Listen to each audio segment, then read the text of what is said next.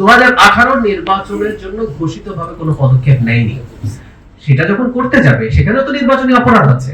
সেই অপরাধের জন্য যারা যারা যে পর্যায়ে জড়িত আছে তাদের বিরুদ্ধে ব্যবস্থা নেওয়া যাবে, এমনকি ফৌজদারি ব্যবস্থা নেওয়া যেতে পারে, সেটা অবশ্যই। এবং আমি 2018 নির্বাচন নিয়ে বাংলাদেশ যদি 2018 নির্বাচনের ঘটনার বিচার না করে, এটা আসলে খুব খারাপ কথা হয়েছে। এত বড় ক্রাইম বাংলাদেশের ইতিহাসে হয়েছে বলে আমি মনে করি না। সরকার 25 বছর চাকরি হলে যে কেউ কে অবসরে পাঠাতে পারে কোনো কারণ দর্শানো ছাড়া। প্রত্যেকের 25 বছর হয়েছে এই বিধিতেই সরকার তাদেরকে অবসরে পাঠিয়েছে। এটার জন্য কোনো অপরাধ, কোনো কারণ দর্শানো কিছুরই প্রয়োজন নেই, এটা আইনেই আছে।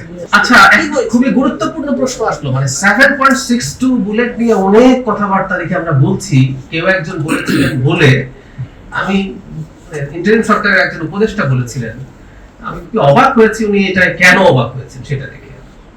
আমি এই বুলেটটা অনেক আগে, মানে 4-5 বছর আগে আমি পুলিশের একটা অস্ত্র নিয়ে লিখতাম। আপনারা দেখবেন পুলিশের হাতে যে অস্ত্র থাকে এর মধ্যে টাইপ 56 একটা রাইফেল, আমরা চাইনিজ রাইফেল বলি, দেখবেন আপনি সার্চ দেন পুলিশ, দেখবেন ওর হাতে একটা চাইনিজ রাইফেল বলে একটা রাইফেল আমরা চিনি, যেটা মিলিটারি গ্রেডের অস্ত্র পুলিশের হাতে ছিল।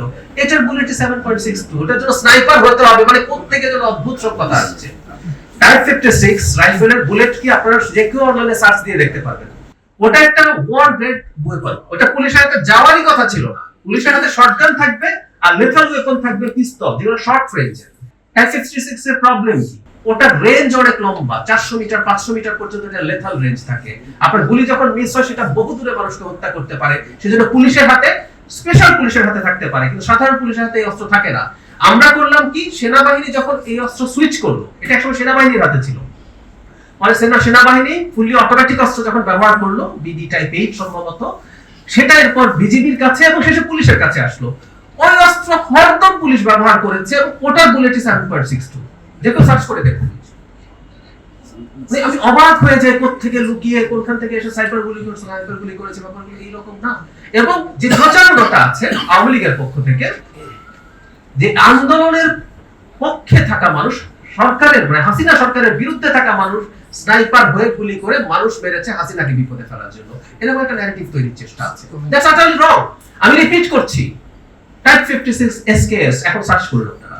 এই রাইফেলের বুলেট কি, এই রাইফেলটা চেহারা দেখেন, সার্চ করে দেখবেন এটা পুলিশের হাতে আপনি সকাল বিকাল দেখেছেন, আমরা এটাকে চাইনিজ রাইফেল বলেছি। খবরের কাগজ, নিখাত, নির্ভীক, নিরপেক্ষ।